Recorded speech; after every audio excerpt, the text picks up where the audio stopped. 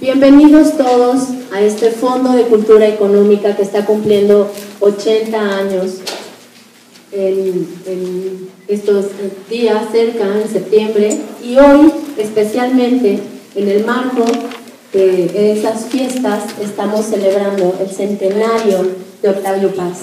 Dejo la palabra a Tomás Granados. Muchas gracias a todos por estar aquí. Gracias, Alejandra.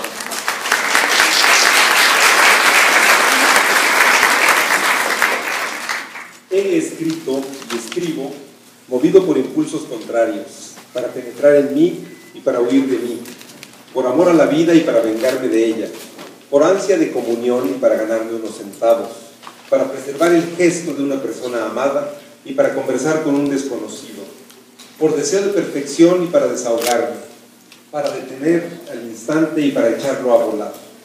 En suma, para vivir y para sobrevivir. Con estas palabras de Octavio Paz les doy la bienvenida, hoy que es el centenario de Octavio Paz, este día, el 31 de marzo, él nació un martes, hoy es lunes, estamos entonces con un ánimo celebratorio, todas estos, la semana pasada y todavía hoy por la tarde tendremos una serie de actos de festejo del nacimiento de Octavio Paz. Debo decirles que esta sesión que tenemos hoy al mediodía aquí se vio afectada por un cambio de planes que creo que en el fondo es para bien. En este momento se está inaugurando la exposición Octavio Paz de la palabra a la mirada en la Ciudadela. Es un acto en el que participa el presidente de la República, que más allá del individuo, creo que la investidura es importante que acompañe la celebración del centenario de Octavio Paz. En consecuencia, nosotros mantuvimos nuestra programación. Hicimos un cambio importante en la modalidad. Pensábamos que en este acto nos acompañará buena parte de la gente que seguramente está en el momento en que se inaugura esta exposición, una exposición bibliográfica de primeras ediciones y libros de autor en torno a la obra de Octavio Paz. Entonces el giro que quisimos darle, y se puede ver a un golpe de vista, es orientar esta presentación, este encuentro en torno a los libros, orientarlo hacia los lectores jóvenes. No es que la juventud sea un mérito en sí mismo, porque si lo fuera es un mérito que se cura, que se disipa con el tiempo, pero nos parece que en un festejo de un autor como Octavio Paz es medular extender la cadena que va de lector en lector y que mantiene vivos a los escritores. No en balde, en el número reciente de Letras Libres, David Huerta dice de la poesía de Octavio Paz, dice: el poeta Octavio Paz cumple 100 años y sus poemas son ahora más jóvenes que nunca. Es un poeta que se relaciona con nosotros independientemente de la edad que tengamos, y nos parece muy importante tener este nexo con los lectores, los que se inician en el estudio formal de la literatura. Quiero de entrada agradecer a varias personas, primero que nadie a Amarillo Paz, aunque no está con nosotros, pero la participación, la creatividad, el ingenio, el cuidado que pone Amarillo Paz en, para decir una palabra un poco tosca, la administración del legado de Octavio es ejemplar. Gracias a ella, buena parte de lo que está aquí tiene la forma que tiene, en particular, como una curiosidad, el diseño de las obras completas, esa portada de esos dos libros que están ahí, es prácticamente responsabilidad de Amarillo. Pero así como hay esas expresiones concretas, hay decenas de consejos, sugerencias, advertencias muy valiosos, y no quiero dejar de agradecer a Amarillo Paz toda su ayuda. También quiero agradecer a las escuelas que nos acompañan. Déjenme, para más de uno de ustedes, tal vez esto se parezca a una excursión. El segundo volumen, la segunda parte de este volumen, la primera parte tiene la palabra excursiones, entonces déjenme tomar una cita también del prólogo a ese volumen. Dice Octavio Paz que las excursiones son cortas y tienen por objeto no solo el placer y el ejercicio físico, sino el estudio de la flora, la fauna, la geología y los monumentos de la región que se visita. Excursión también significa correría en territorio enemigo, incursión en tierras extrañas. Quiero agradecerles pues por hacer esta excursión, venir de las escuelas y acompañarnos hoy. agradezco al CCH, que nos acompaña el director Jaime Flores Suaste, algunos alumnos de la Casa LAM, algunos alumnos del Colegio Madrid. Octavio Paz fue muy cercano al exilio español, tanto antes de que existiera tal fenómeno, porque estuvo presente acompañando a la República, estuvo presente en España, y en lo personal, yo soy exalumno de ahí, me siento muy contento de que nos acompañen hoy. También tenemos alumnos de la Facultad de Filosofía y Letras de la UNAM, de la Universidad Iberoamericana y también de la Universidad Autónoma Metropolitana.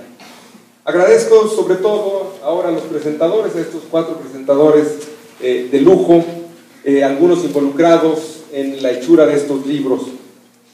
Les digo brevemente qué estamos presentando hoy, porque un poco con el ánimo de que cada quien tuviera su intervención la intervención más libre posible. No sé exactamente si todos se van a ocupar de los 6 libros que presentamos, entonces quiero hacer una somera descripción de qué tenemos.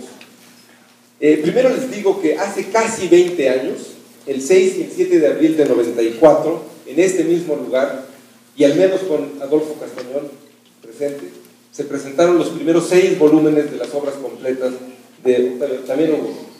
También hubo, mi memoria falló en ese momento. Bueno, teníamos a 2 de los presentadores de hoy, pero quiero decir, en la mesa, Anthony Stanton, tenemos un libro con la memoria de ese hecho.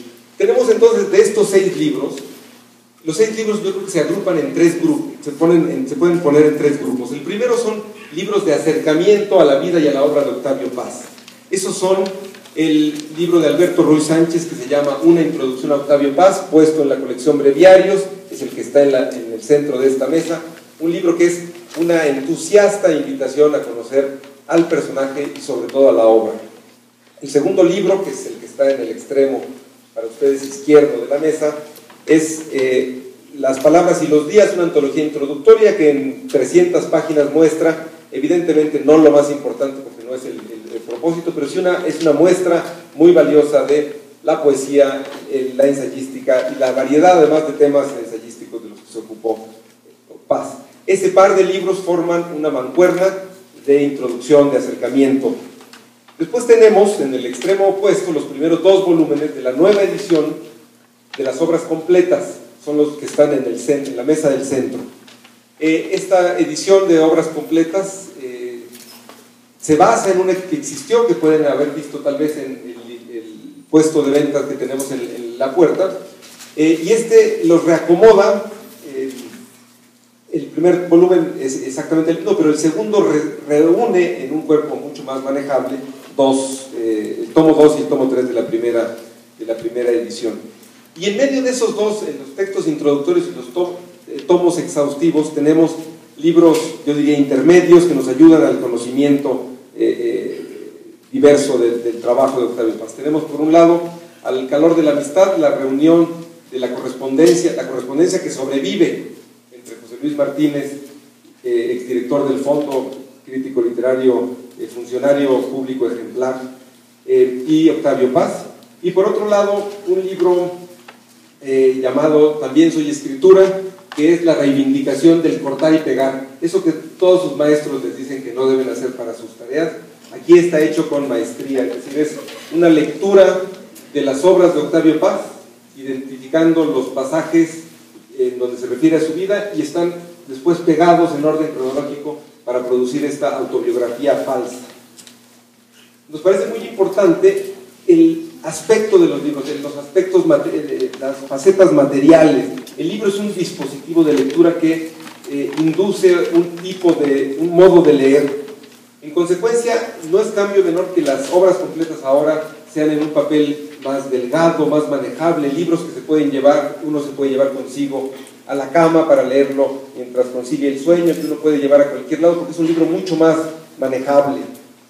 Es una tipografía nueva, un diseño nuevo, como ya les dije, interviene ahí Marilló Paz, pero interviene también particularmente Alejandra García, que estuvo involucrada también en la primera edición y a quien yo públicamente agradezco su esfuerzo y su dedicación. Voy a darle la palabra ahora a Rodrigo Martínez Barak. Nos acomodamos en el orden en el que les pedí que participáramos. Rodrigo es historiador, tiene varios libros, es historiador y parece interesado en ser un hijo profesional, lo cual a mí me parece una buena actividad. Ya publicó un libro llamado La biblioteca de mi padre, que es una descripción de cómo se construyó la biblioteca de José Luis Martínez, ese tesoro que hoy está en el mismo recinto donde se está inaugurando la exposición bibliográfica en torno a Octavio Paz. Nosotros estamos por sacar un libro sobre el Opera Medicinalia, el primer libro de medicina publicado en México en el siglo XVI, de Francisco Bravo. Él hace un estudio muy erudito, porque es un enamorado de la obra de Joaquín García y Catalceta, y con él estamos trabajando también en el ánimo de reunir los viejos y los nuevos lenguajes en una edición electrónica, una wiki edición de la bibliografía mexicana del siglo XVI.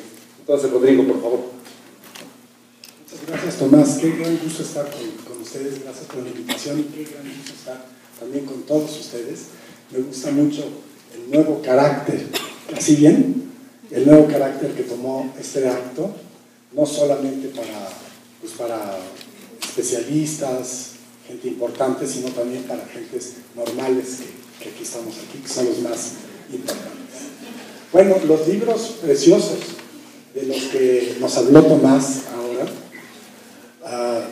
no solo son muy bonitos, sino que están calientitos, porque a mí me llegaron hace 5 días. Realmente es un gran logro haberlos acabado antes de esta tan feliz ocasión que es el festejo del centenario Octavio Paz. Están calientitos, de modo que yo no los pude leer francamente todos los que aquí vienen, pero sí los pude ver un poco, y les quisiera comentar sobre todo del libro que yo mismo edité, Las cartas de Octavio Paz y de mi padre, y del padre de mi hermano José Luis Martínez, que aquí está. Quisiera hablar también del libro que en primer lugar más ganas tuve de leer, que es la antología que hizo Julio Hubbard de Octavio Paz, par lui-même, por él mismo, por sus propias palabras y cronológicamente, y de los demás pues todavía no he podido verlos bien, de modo que con esto yo creo que podemos empezar. Ya ven que eso de obras completas, una época estaba de moda, todavía hay gentes que dicen, no, que a ese autor no hay que publicarle sus obras completas porque es como sepultarlo, es sepultarlo bajo la lápida de unas obras completas, lo cual es nefasto y no sé qué. Hay que editar pequeños libros que se puede uno echar a la bolsa y que sean cómodos y todo eso. Pues sí, es cierto, hay que editar también pequeños libros, pero las obras completas en primer lugar son un importantísimo instrumento de trabajo. Primero tenerlas, las obras completas, de las cuales se puede sacar las antologías, los que estén interesados en hacer antologías temáticas. Por cierto, también se pueden completar ahora las obras completas con los medios electrónicos a nuestra disposición. Pero hablando de esto de que hay que hacer antologías de Octavio Paz, se han hecho muy buenas y se van a hacer nuevas, pero la mejor antología de Octavio Paz es sus obras completas. Es la mejor, no solamente porque todo es lo mejor en Octavio Paz. Conozco pocos textos menores o que no sean tan excelentes, sino también que el propio Octavio Paz trabajó en la elaboración de estas obras completas publicadas hace unos años por el Círculo de Lectores de España y el Fondo de Cultura Económica. Él definió los grandes temas, de modo que cada uno de los... ¿Cuántos libros, Tomás? 15 tomos de las obras completas, en sí ya una antología magnífica. Acuérdense, poesía 1, poesía 2, dominio hispánico, dominio extranjero, privilegios de la vista, México en la obra de Octavio Paz, etc. Todos ya son en sí mismos magníficas antologías. Eso sí, podría uno decir, son unos tomos demasiado grandotes. Ya ven que una época el fondo comenzó a hacer ya unos libros un poco grandotes, y los que tenemos problemas de espacio decimos, si no caben en los estantes. Pero aún así a mí me parece magnífica esta edición grande de las obras completas de Octavio Paz, con buen papel, que es un instrumento de trabajo básico. Y sé, por ejemplo, que nuestro querido y muy admirado amigo Adolfo Castañón tiene ¿cuántas colecciones? Yo creo que 3 o 4 en sus diferentes casas, bibliotecas. Tener las obras completas de Octavio Paz, tener las obras completas de Alfonso Reyes, pues es una necesidad elemental de cualquier gente culta y para poder más o menos trabajar. Entonces, sí, sin duda que eso es algo que ahí se tiene. Y a mí en general cuando sacan una nueva edición de las obras completas hasta me molesto, digo, ay, ¿para qué ahora me publican otra? ¿A poco quieren que después de los 15 tomos que ya tomó, ahora me vuelva a comprar otros 15 tomos que tienen una pequeña diferencia? ¿Dónde los voy a poner? Sí, y sin embargo, estos 2 tomos me reconciliaron totalmente. No digo que sean mejores, o sea, el papel es bueno, muy claro y muy resistente de la primera edición, pero esta edición de formato más pequeño, con papel más delgado, no sé si sea papel Biblia, pero desde el comienzo me recordó a las ediciones francesas de la biblioteca de la Pléiade o las ediciones americanas de la Library of America.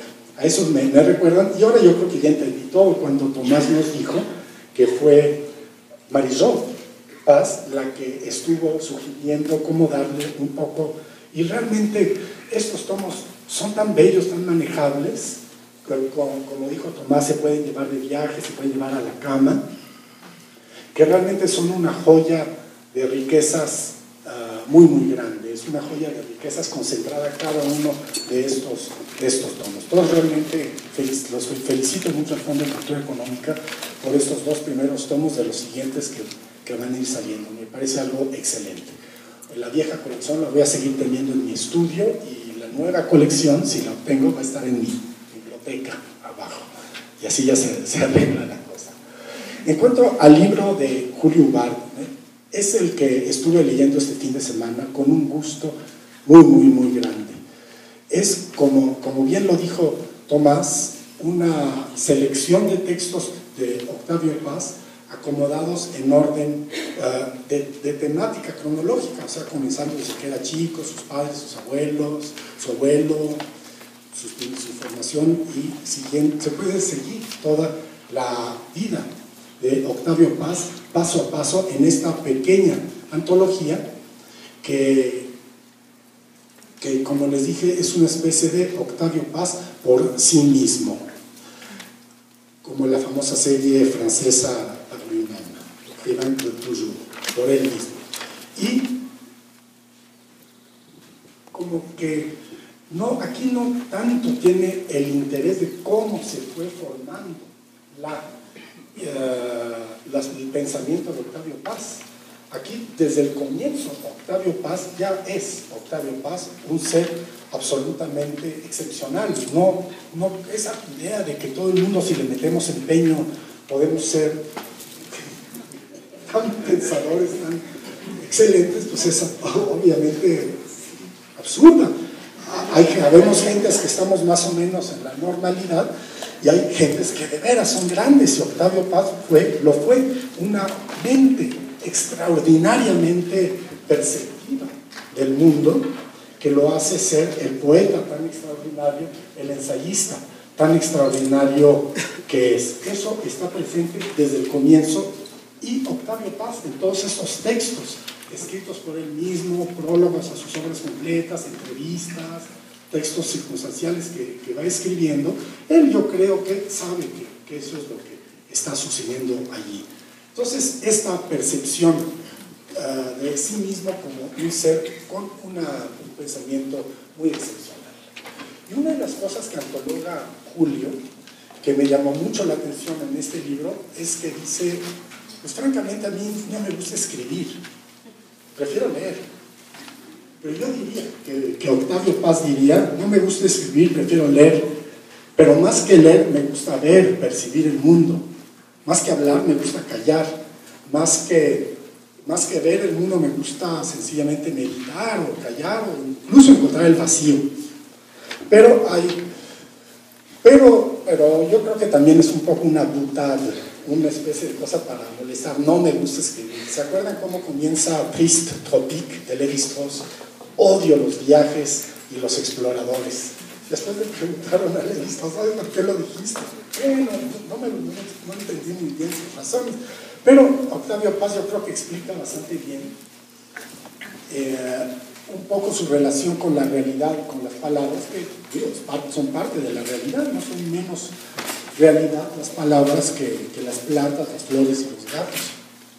Entonces él explica un poco su relación en este poema que antologa muy bien Julio Ugarte. Precisamente Julio Ugarte va hilando sus textos, pero muchas, a manera de transición, introduce poemas de temática autobiográfica o de la época que le sirven muchas veces de transición y es magnífico, nos da esta percepción. Y miren este poema que cita Julio: entre el hacer y el ver, acción o contemplación, escogí el acto de palabras, hacerlas, habitarlas, dar ojos al lenguaje. La poesía no es la verdad, es la resurrección de las presencias. La historia transfigura en la verdad del tiempo no fechado. Esto es un poco su relación con la realidad de Octavio Paz. Y esto pues nos ayuda a captar un poco de manera más clara esa relación que también ha sido problemática en la obra de Octavio Paz entre el poeta y el ensayista. Muchas veces el propio Octavio Paz dice, bueno, yo fundamentalmente soy poeta, escribí ensayos, escribí libros de historia por otro tipo de razones. Y como si la poesía fuera una actividad superior a la del ensayo, la de la historia, la de la transmisión, como aquí dice, pues, hacer que surja la presencia con palabras. Yo creo que en sí mismo no debería de ser una actividad esencialmente diferente, la de escribir poesía con la de escribir ensayo. De hecho, en uno de los textos que yo antologué de mi padre sobre Octavio Paz en el libro, es muy curioso este texto, es de 1950 y se atreve a su gran y admiradísimo amigo Octavio Paz a hacer una crítica, nada menos que al laberinto de la soledad.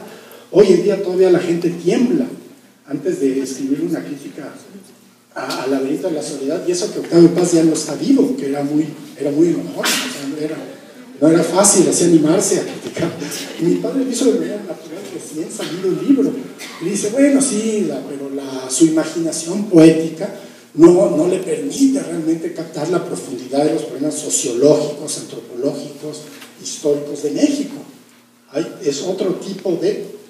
Y bueno, es cierto lo que dice mi padre, pero yo diría que no está plenamente... Bueno, sin duda que el laberinto de la soledad es un texto que hay que leer para captar sus percepciones y sus riquezas, pero también las cosas que no percibió.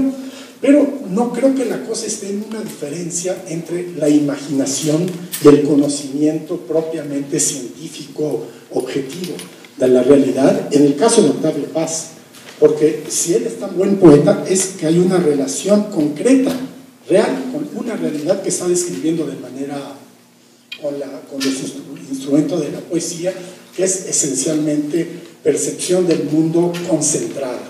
Yo no hallaría otro modo de definir a la poesía, de modo que esa percepción del mundo no es en sí esencialmente diferente que la percepción del mundo que tiene Octavio Paz acerca de la política, de la sociedad, etc. ¿No? Ahí no veo realmente una diferencia de fondo. Y esta tremenda aprehensión del mundo que tiene Octavio Paz lo lleva a una comprensión muy, muy clara de lo más profundo de nuestros problemas a lo largo de este convulsivo siglo XX que le tocó vivir. Y en esto también son muy, muy acertadas las páginas escogidas por Julio Ugarte en su también Soy Escritura, Octavio Paz cuenta de sí. Porque lo que vemos a lo largo del libro es este joven socialista, comunista, que cree que el capitalismo es nefasto y hay que sustituirlo por el comunismo, pero que se desencanta de la izquierda realmente existente, se desencanta, por supuesto, de los países socialistas realmente existentes, de la tiranía que se ve allí, y se da cuenta de la importancia del liberalismo, de la democracia. Entonces, en este paso, mucha gente creyó ver un paso de Octavio Paz de la izquierda a la derecha, como si pasar del socialismo a liberalismo fuera un paso político y no sencillamente una verdadera percepción de la complejidad de las situaciones, de la situación que se vive, del gran dilema que se vive en el siglo XX. Porque si bien sabemos que la falta de libertad, de la falta de democracia conduce a horrendas dictaduras y que no resuelven, sino que agravan todavía los problemas, Octavio Paz siempre, a lo largo de toda su vida, fue un gran crítico, radical, marxista, de la realidad actual, de la realidad dominada por el modo de producción capitalista. Ese es el punto de partida de Octavio Paz, que mucha gente siente que lo dejó atrás, que lo olvidó, que ya no cree que esto sea así. Lo único es que este concepto de revolución, sobre el que Octavio Paz escribió tanto, es el que debe de ser cuestionado. O sea, cómo realmente superar el modo de producción capitalista con su depredación de la naturaleza, la depredación de los hombres, el empobrecimiento material, económico y cultural, espiritual de la gente. Todo esto es lo que dice Octavio Paz en los textos que seleccionó Julio. La única manera de superarlo es a través de una superación, a través de la democracia. Y lo dice claramente en este pasaje que cita Julio Bar, que lo que las nuevas generaciones después de Octavio Paz, o sea nosotros en el siglo XXI, tenemos que buscar es una necesaria y urgente reconciliación de liberalismo y socialismo. Eso es lo que él nos pide que nos pongamos a pensar urgentemente. Y cuando le dice a Scherer, la izquierda mexicana discute mucho y piensa poco, esta es la tarea que a nosotros nos toca. Cómo superar esta anarquía materialista capitalista a través de una alternativa socialista, a través de la libertad, a través de la democracia. La cuestión no está resuelta, está difícil la cosa. Por cierto, entre otras cosas que también acertadamente Julio reúne en su texto, es que Octavio, desde el año del simposio La experiencia de la libertad, cuando invitó a todos los grandes intelectuales europeos y estadounidenses a discutir la situación del mundo, él ya vio el peligro de que una vez superado el capitalismo, la disyuntiva de la Guerra Fría, el bipolarismo de la Guerra Fría, aún estaba ahora un nuevo enemigo que de repente surgió, un nuevo gran problema de la humanidad que de repente surgió, que es el problema de los, dice él, nacionalismos y de los fundamentalismos. ¿De qué año es el simposio de la experiencia de la libertad? ¿80 o 80? Desde entonces, ¿cómo? 90. Desde entonces, pues ya pasaron 24 años que estamos ahora atribuladísimos en este problema planetario al que no le encontramos solución, y ya ve él aquí que parte del problema, de estos nuevos problemas que nos ofrece la realidad, se está dando por ese lado. Bueno, pues mejor ya no sigo hablando más, les recomiendo mucho el libro de Julio y les comento muy rápidamente sobre mi libro, o a menos que quieres que dejemos un poco eso para que... ¿Quieres hacer una primera introducción? Bueno, entonces este es el libro de Julio Bar, también soy escritura, Octavio Paz cuenta de sí, se lo recomiendo de veras muchísimo, es una magnífica biografía intelectual de Octavio Paz, no hay mucho de sus novias, de sus mujeres, de todo eso, hay realmente muy poco, pero sí una antología intelectual que nos antoja muchísimo a entrar a leer este texto, es realmente un texto importante. Y miren qué bonito, editó el fondo el libro que edité yo de las cartas de Octavio Paz y mi padre. Realmente mi hermano, yo, mi hermana, estamos agradecidísimos con el fondo de leer y haber publicado este libro, que cuando falleció mi padre, unos meses después encontré un folder que hasta se me había olvidado que me lo había dado, y eran las cartas, sus cartas con Octavio Paz, y pues eso lo sentí como una cosa pues que me dijo, oye, hazlo, y edítalas. Las comencé a transcribir, las comencé a anotar, explicar todo, y en estas explicaciones, aquí pues que veo que hay investigadores importantes, pero también un público de jóvenes, pues ustedes entenderán la naturaleza de estas notas a pie de página tan abundantes que puse, porque para la gran mayoría de ellas, a los que están de este lado del auditorio, pues dicen, pues ya sabe, yo ya sé quién es José Emilio Pacheco, yo ya sé quién es Homero Aridgis, yo ya sé quién es Alicho Macer, etc. Pero para muchos ya no es tan fácil. Entonces yo quise un poco ayudarles a ustedes a entender, saber quién es quién. Claro, no podía extenderme a dar una biografía completa, una bibliografía completa y apreciación completa de cada uno de los autores. Lo que quise es mantener un principio que como historiador yo mantengo, lo que Sartre llamaría el principio de inmanencia. Nunca sabemos lo que viene después. Entonces doy de cada autor lo que había escrito hasta ese momento, hasta el momento en que llega la carta, para que realmente esté contextualizada la relación con cada una de las gentes que aparecen allí.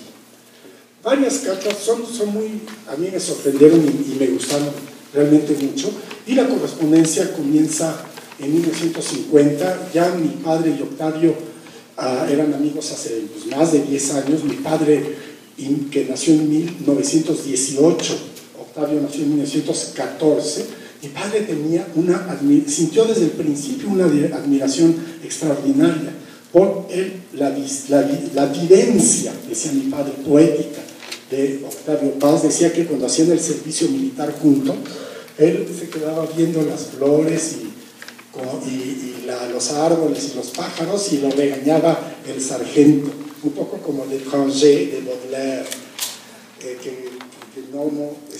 mi padre quedó fascinado desde entonces por la figura de Octavio Paz, y desde entonces le profesó una admiración y una amistad incondicional. Amistad incondicional que implica criticar. Por ejemplo, mi padre, cuando Octavio Paz dejó la barba, le decía, Octavio, quítate esa barba, te ves mal. ¿Quién se atrevía a decirlo a Octavio Paz? Se atrevía a decirlo a él, que lo quería. Lo mismo en 1950, este ensayo del que les hablaba ahora, que publicó mi padre en su columna de la revista Voz sobre el laberinto de la soledad, expresando toda su admiración por el poeta, pero su reticencia ante esta, según mi padre, ilegítima extensión de la imaginación poética a la aproximación de la historia de México. Es muy interesante este texto que incluí como uno de los apéndices. Lo mismo, otro debate curioso que se dio entonces, yo no me acuerdo quién, dijo que Octavio Paz no era el mejor poeta joven de México. 1950, Octavio Paz, 36 años, el mejor poeta joven de México. ¿Cómo? Manuel González Ramírez, el gran estudioso de la Revolución. Y mi padre pues ahí defiende con mucha inteligencia a Octavio Paz como el mejor poeta joven de México, y augurando ya el gran poeta que llegaría a ser. Y en ese mismo año mi padre acababa de publicar un libro muy importante de ensayos sobre literatura mexicana del siglo XX. Y Octavio Paz le dice, ya tu libro es imprescindible, organizas nuestra literatura. Tiene el efecto de que buena parte de él es un cúmulo de ensayos, algunos de ellos algo circunstanciales. Es importante que hagas un estudio bien pensado sobre la evolución completa de la literatura mexicana, y mi padre siguió este gran consejo, acertado consejo de Octavio Paz, cuando hizo su discurso de entrada a la Academia Mexicana de la Lengua, de la naturaleza y carácter de la literatura mexicana. Aquí estaba haciendo exactamente lo que le pidió Octavio Paz. Habría varias cosas que comentarles, por ejemplo, de la época de la India, una carta preciosa escrita a dos tintas, por Octavio y Marillot, y con esa bella portada hindú, que es realmente muy conmovedora. Y por esos años, los 60s, mi padre publicó un artículo sobre la literatura de la onda. Y si se acuerdan, en los años 60s, algunos escritores jóvenes como José Agustín,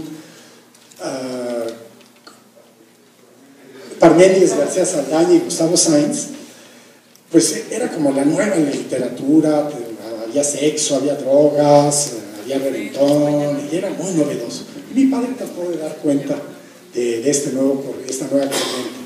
A Octavio Paz, que le escribió una carta, creo que desde donde se fueron a refugiar del calor hindú en las Himalayas, escribió una carta muy fuerte diciendo eso de los jóvenes que hacen literatura y que por el solo hecho de ser jóvenes están abriendo nuevos caminos, están realmente diciendo algo nuevo. No es así. La verdadera renovación no está en esta literatura que estaban haciendo los jóvenes como tal, sino está en la vanguardia poética, en la vanguardia intelectual, en la verdadera crítica. Es muy interesante esta discusión. Otra carta ya muy tardía es cuando cuando Octavio le manda a mi padre una pequeña tarjeta muy bonita en la que le dice: mira, para las obras completas, para mi poesía completa de Seix Barral, ese tomo azul muy bonito, acabo de reescribir un poema que yo sé que te gustaba, un poema de los años 30, Delicia, el poema Delicia, y mira, lo volví a hacer, te lo dedico, está dedicado a Octavio Paz, a José Luis Martínez. Y mi padre le contestó una carta diciéndole: te agradezco mucho, el poema es precioso, pero mira, con todas estas mejoras que lo hiciste, claro, le quitó muchos versos, lo mejoraste sin duda, es un poema mucho más concentrado, pero yo, que soy un sentimental, todavía me sigue gustando la primera versión tomada de A la orilla del mundo, México, 1942. Esa es la versión que sigue siendo bonita, sigue siendo válida. Y comenzó a hacer un análisis de las tres versiones de Delicia. Esta de 1942, después la que publicó Octavio Paz en Libertad bajo palabra, que le quitó muy poquitas cosas, y la tercera versión, que ya realmente muy abreviada. Y bueno, a mí lo que se me ocurrió que sería muy valioso es publicar las tres versiones para que se vea la evolución entre todas ellas. Y realmente, pues sí, la primera versión es más concentrada, pero la primera versión, perdón, la última versión es muy concentrada, pero la primera versión tiene realmente a veces es necesario que se acumule el tiempo en las palabras para transmitir verdaderamente la idea. Y precisamente de este problema de las primeras ediciones de la obra de Octavio Paz estaba platicando con Tomás la otra vez, porque esta primera versión de 1900 de A la orilla del mundo no se encuentra. O sea, no es, obviamente que ese plaquet de muy pocos ejemplares, ya no hay más ejemplares, pero si uno busca en las obras completas, poesía juvenil, ¿cómo se llama?, primeros escritos, no está tampoco. Y solamente aparece ya, o sea, esta, como dice mi padre, se perdió la primera versión. Y ahora, pues con los medios electrónicos de los que disponemos, ahora sí se puede pensar en la utopía de una edición donde vengan todas las primeras, porque francamente, a mí, yo simpatizo con Adolfo Castañón de leer a Octavio Paz en las obras completas, pero yo soy de los viejos que me gusta leerlo en las primeras ediciones, como que para mí así son, ¿no? Corriente Alterna es la edición del siglo XXI, Cuadribio es la edición de Joaquín Ortiz, así es el libro. Y después, claro, tenemos algo del libro. Entonces, bueno, para acabar, déjenme nomás leerles la primera versión, ya con esto acabo rápido, de Delicia. La segunda y tercera versiones la leerán ustedes por su cuenta. Delicia. Como en el mar desierto surge de entre las olas una que se sostiene, estatua repentina, sobre las verdes, líquidas espaldas de las otras, las sobrepasa, vértigo solitario, y a sí misma, a su caída y a su espuma, se sobrevive, esbelta, y hace quietud su movimiento, reposo su oleaje. Tú, delicia, imprevista criatura, brotas entre los ávidos minutos, alta quietud erguida, suspensa eternidad. Entre conversaciones o silencios, lenguas de trapo y de ceniza, entre las reverencias, dilaciones, las infinitas jerarquías, los escaños del tedio, los bancos del tormento, naces, poesía, delicia, y danzas invisible frente al hombre. El presidio del tiempo se deshace. ¿Cómo tocarte, impalpable escultura? ¿Cómo, si solo movimiento, quedas así, tensa y estable, inmóvil? Sin música no suenas, sin tiempo no transcurres.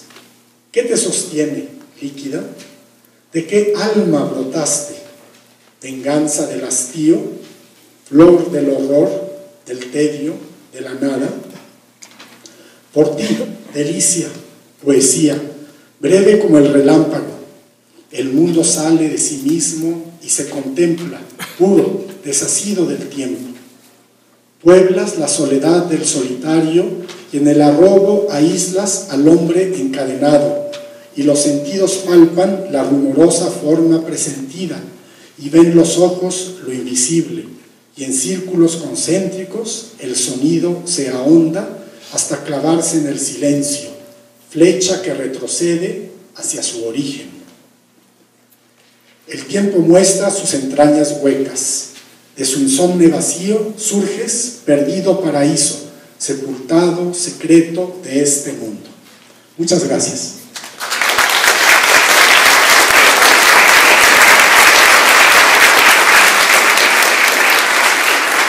Gracias, Rodrigo. Conscientes del valor de poder comparar las versiones, en el número de la Gaceta que todos ustedes tienen, en la página 3, que no es como la página 3 de otras publicaciones que ofrecen material para el deleite visual.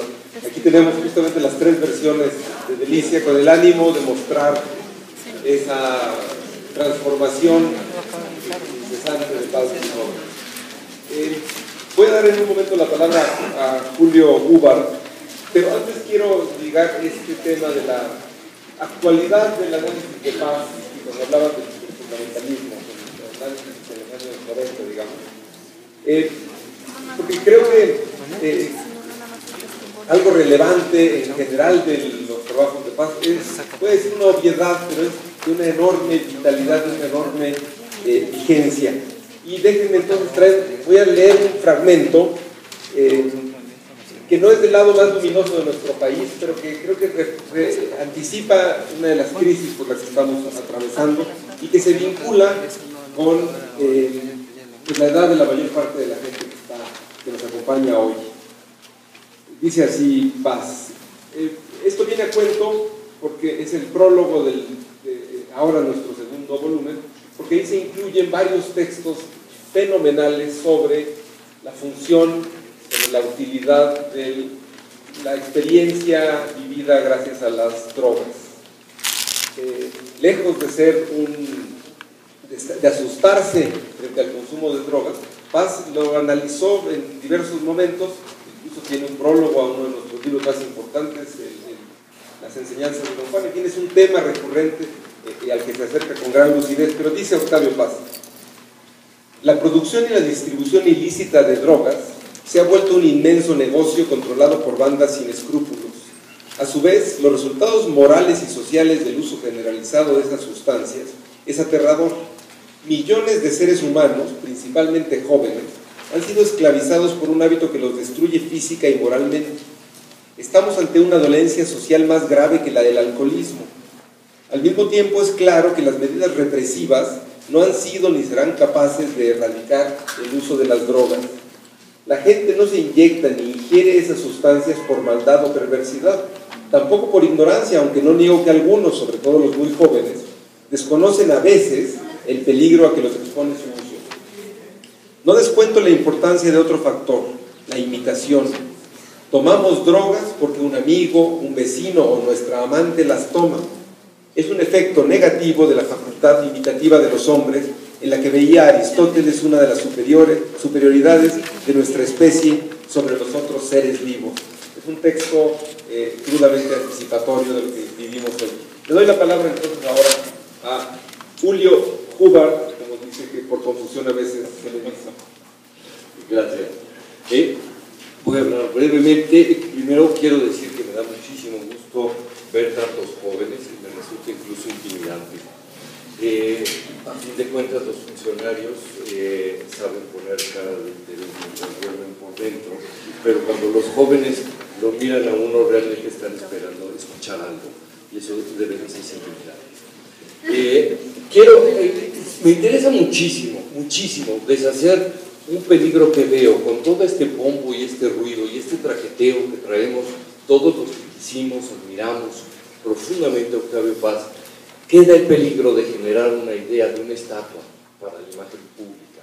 Nada más lejano. Octavio solo fue una estatua, y fue en aquella maldita ocasión en donde un grupo de salvajes lo convirtió en efigie para quemarlo enfrente de la embajada norteamericana porque había hablado a favor de la democracia en Nicaragua, 1980. ¿Qué fue? ¿6? 87. Es la única vez que Octavio Paz tuvo algo que ver con su propia imagen como estatua. Quiero contar algunas cositas que me parecen fundamentales. Quiero acercar a Octavio Paz porque si algo no tenía era un trato vertical. Siempre miró a sus interlocutores, fuera quien fuera, de frente, a los ojos. No conocía otra manera de relacionarse con la gente ni con el mundo. Y eso fue muy impresionante porque suele tenerse la idea contraria. Como mi caso, muchísimos otros. Justamente, Tomás, citabas la página 3. Yo empecé a publicar en el Ovaciones Vespertino. Fue el lugar donde yo empecé a escribir un periódico deportivo, que es el que hizo famosa la página 3, con las mujeres desnudas, guapas siempre. En este periódico, en alguna ocasión, después de los terremotos de 85, una experiencia fuerte, yo escribí un elogio de Octavio Paz, porque los poemas de Octavio Paz me acompañaron en momentos muy difíciles y mi forma de sobrevivir a la tristeza y al abandono fue repitiéndome los poemas importantes que yo tenía en la cabeza. Y Octavio me acompañó constantemente en los momentos más difíciles. Y lo escribí, lo publiqué, y un día sonó el teléfono de mi casa. ¿Quién sabe cómo? Fue a conseguir el teléfono, él me llamó a mí y me invitó a colaborar en su revista, a publicar reseñas, poemas en su revista. ¿Qué tenía que hacer si hubiera sido una estatua, bajándose de su pedestal y buscando un mocoso de 20 y tantos años? Ese era Octavio Paz. Cada uno de los amigos que tuvo pasó por un proceso semejante, fue tomado en cuenta, fue sujeto de un diálogo, de alguna intervención, y uno lograba existir frente a Octavio Paz cuando en algún momento se atrevía a decir una opinión propia. Y entonces Octavio lo convertía a uno en un interlocutor y uno adquiría de pronto frente a aquello que uno admiraba terriblemente y lo intimidaba profundamente, una existencia de persona real. No importa la edad. Todos los que en algún momento tuvimos que ver en eventos públicos con Octavio, recordamos que a Octavio de repente enfrascado en una discusión con algún señor que pasaba por allí y dijo alguna opinión acerca de algo, nadie lo peló excepto Octavio Paz. No podía dejar pasar las cosas sin tenerlas en cuenta. Así de horizontal era Octavio Paz. No había en él un cálculo de superioridad, no había en él un cálculo tampoco de inferioridad. Su existencia siempre fue extraordinaria.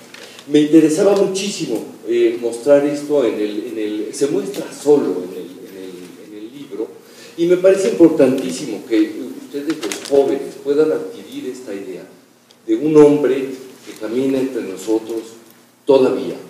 Se ha fantasmado, pero sigue dialogando con nosotros.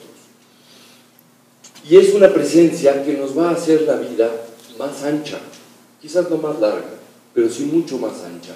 Nos vuelve más inteligentes. Leer a Octavio Paz es operar en favor del propio IQ, así de simple. Es hacerse la cabeza más grande y es hacerse la visión más profunda. Octavio Paz lo obliga, lo desafía a uno a colocarse como persona de verdad cuando uno es un lector. Esa característica resulta admirable en todos estos grandes autores, con los que además, por cierto, Octavio compartió una circunstancia notable del siglo XX. Es fascinante ver cómo el siglo XX, de pronto, en un momento específico, en lugar de ser transitado por Octavio, empieza a girar alrededor de Paz.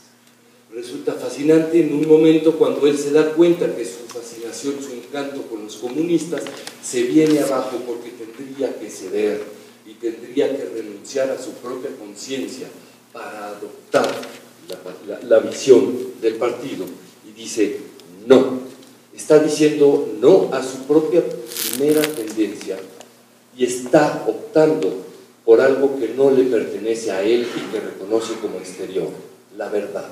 Comparte con un mayor, André Gide, con un contemporáneo suyo como Albert Camus, o con algún analista político como Raymond Aron, en México con muchos otros, esta opción de, a final de cuentas, no se trata de la particular gana de mis tripas, sino de aceptar que la verdad es de otros, es exterior y no cabe sino aceptarla a ella.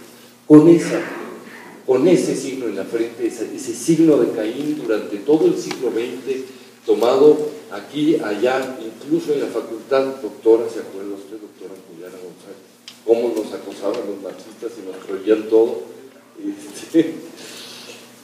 Cómo es un siglo XX tomado y sin embargo bajo una lluvia de piedras que no era infrecuente y además solían ser siempre primeras piedras, seguir avanzando sin perder la limpidez de la mirada.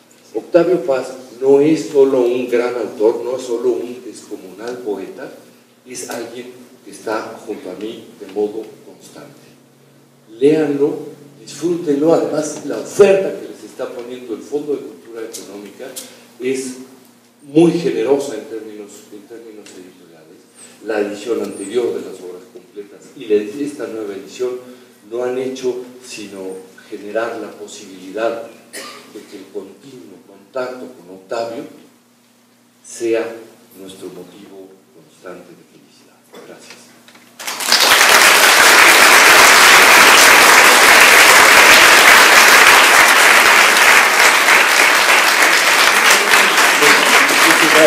Muchas gracias, Julio.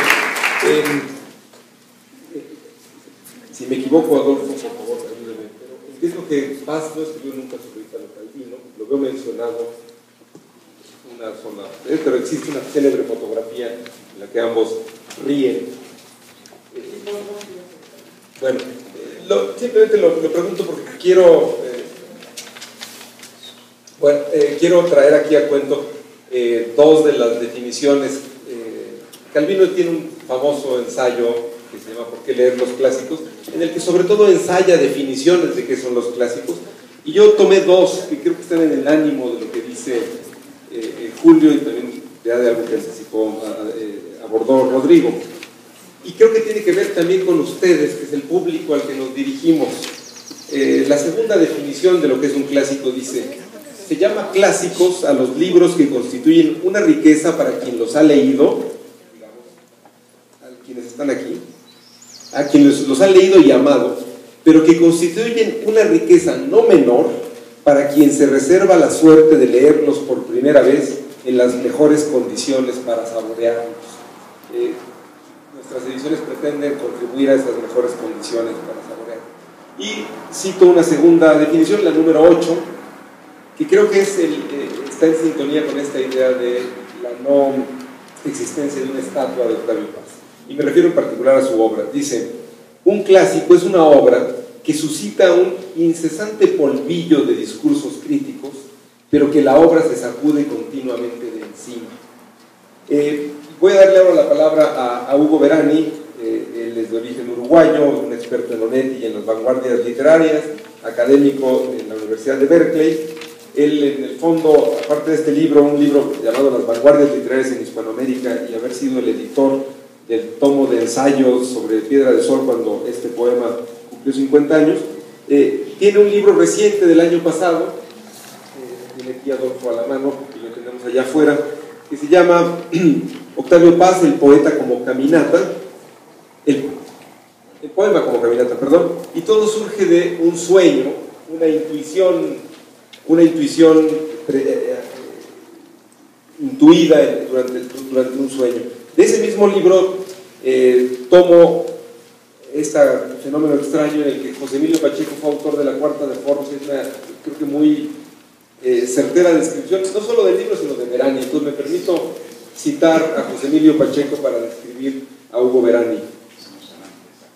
Dice José Emilio: Verani es un gran conocedor de nuestras vanguardias y ha ahondado como pocos en la obra de Paz y en todo lo escrito acerca de ella.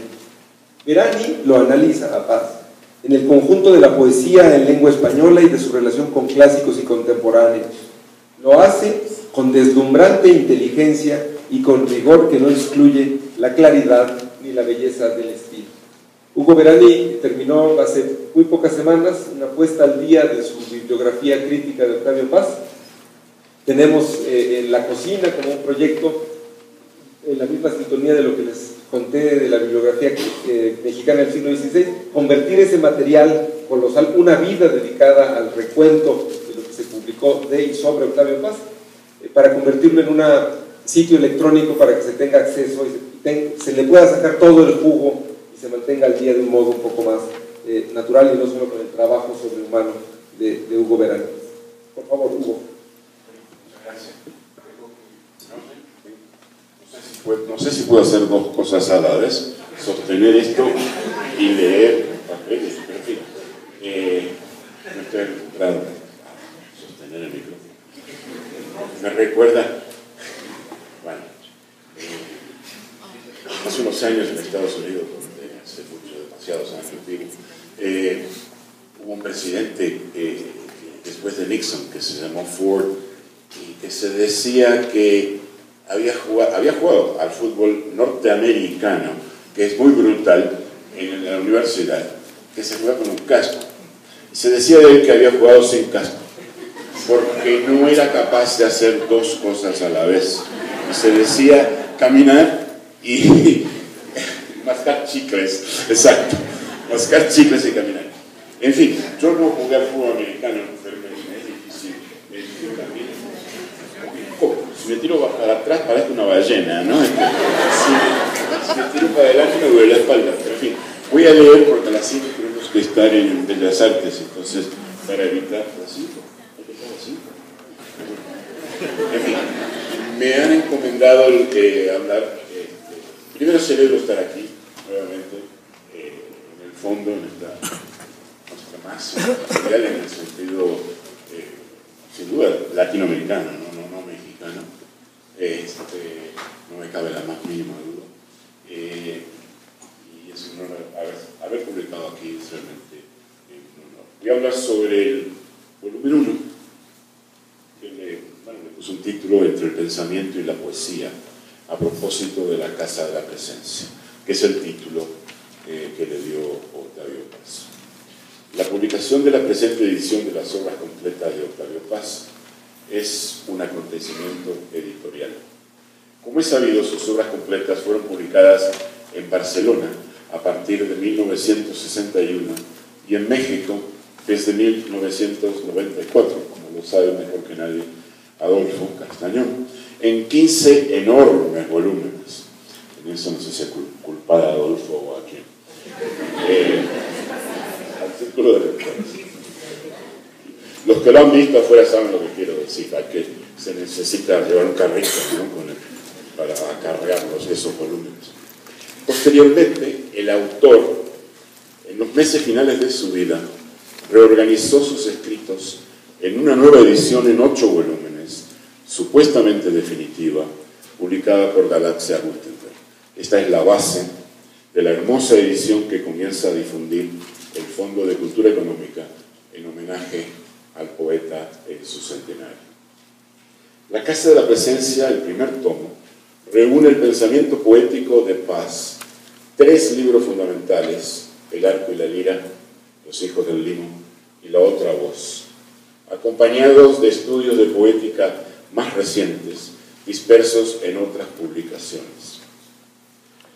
En este apartado, el apartado que es después de esos 3 volúmenes que son fundamentales, que recogen lo principal de su obra crítica, en este apartado coloca Paz, sin duda, la nueva analogía, poesía y tecnología, epílogo originalmente del signo y el garabato, desligado de su contexto, un manifiesto poético dedicado a explorar las relaciones entre poesía y técnica moderna, complementario de otra declaración de principios, Los signos en rotación, publicado originalmente de manera independiente, pero que se mantiene como epílogo de la segunda y definitiva edición de El arco y la lira.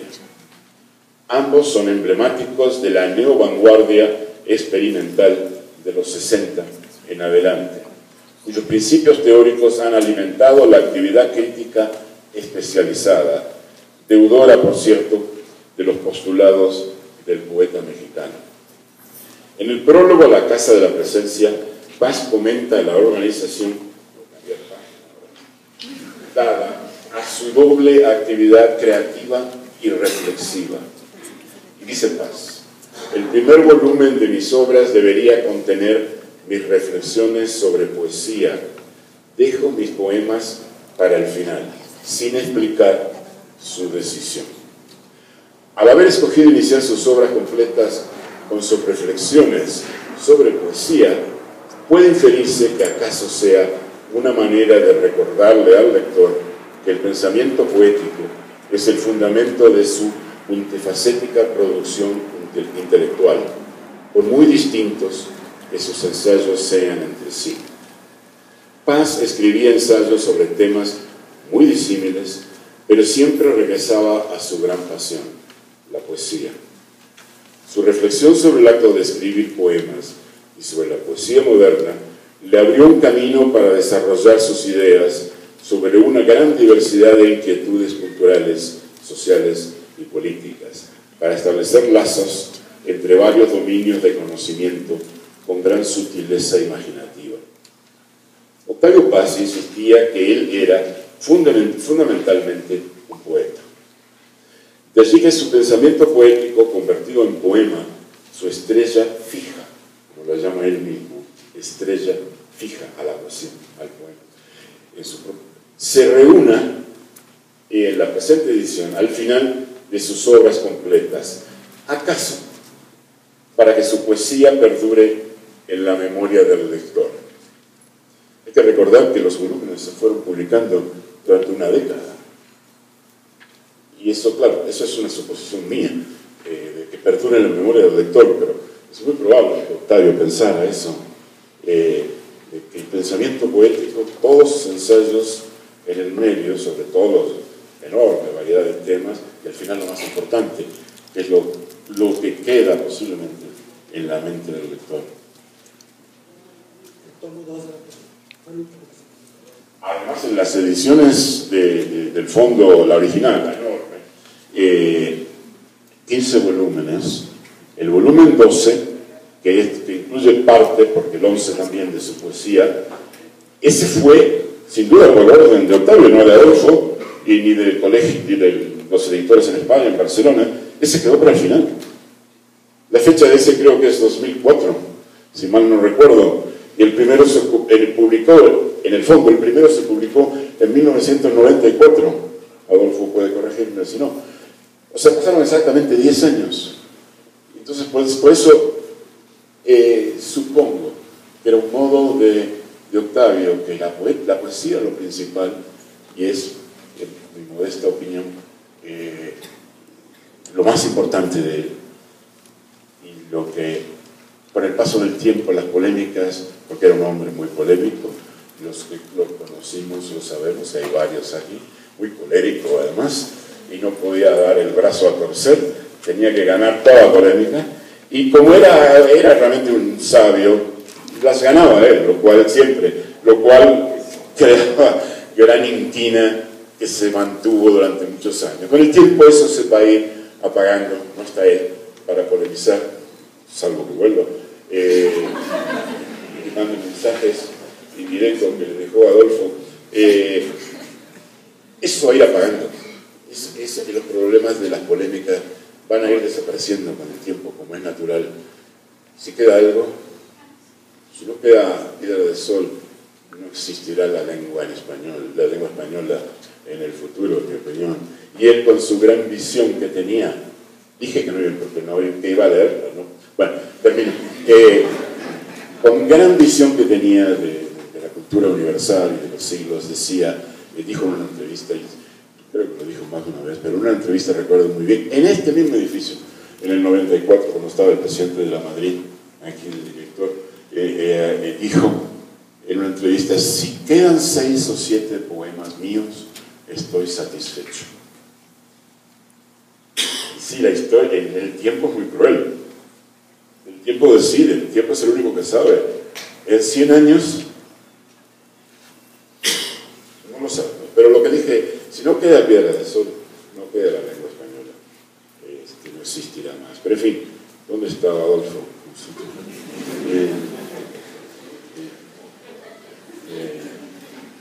¿Acaso, bueno, lo que decía entonces de que perdure tal vez en la memoria del lector, tal vez eso. Pero en fin, pocos poetas tienen la virtud de establecer una poética que sobreviva a su tiempo, como sucede con El Arco y la Lira, de 1956, edición definitiva 1967. Una vasta exploración de la expresión poética y de los presupuestos básicos del hecho artístico: lenguaje, imagen, temporalidad, otredad y ritmo, ante todo la función predominante del ritmo, que distingue al poema de las demás formas literarias. Preclara contribución de Paz al estudio de los procedimientos poéticos. Y cito a Paz: el poema es un orden verbal fundado en el ritmo. Esto viene del Arco y la Lira, concebido para él como una imagen del cosmos, como nostalgia de infinito. Con impar maestría, Paz asimila y sintetiza los principales axiomas modernos: Heidegger, Machado, Ortega, Camus, Martin Buber, dándoles una formulación personal. Dicho de otra manera, Paz convierte la ontología en estética, en un aporte decisivo para entrever los misterios de la creación literaria, por naturaleza indefinible.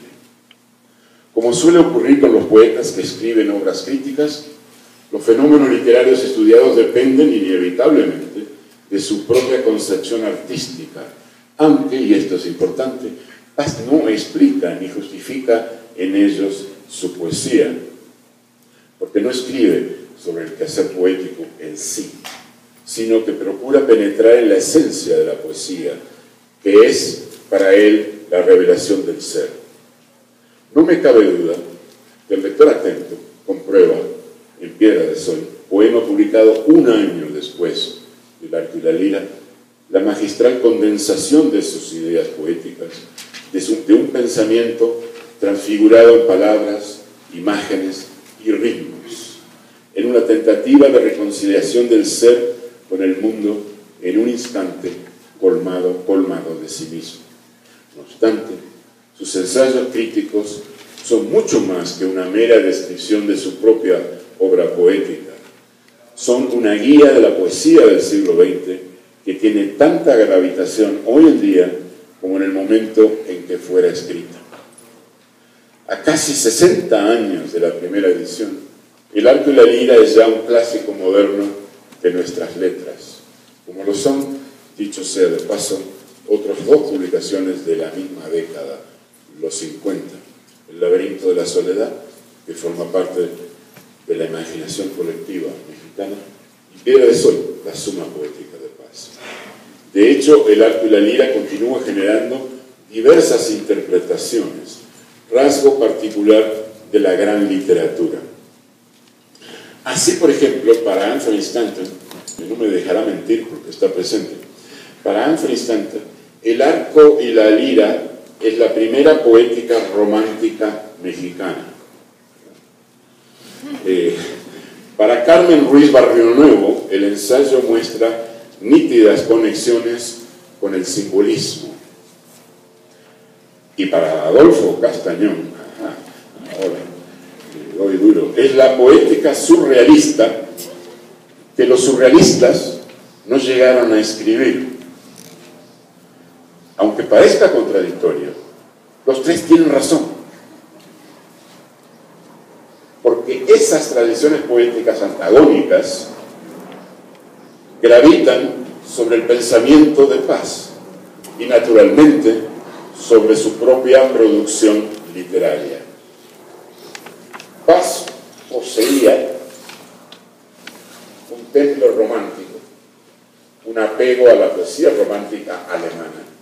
Absorbió la lección de los simbolistas franceses del siglo XIX y desembocó en el surrealismo tardío, reivindicando un continuo de rupturas con el pasado inmediato y a la vez estableciendo convergencias y reconciliaciones utópicas. Es que la cultura enciclopédica y heterodoxa de paz no es fácilmente encasillable.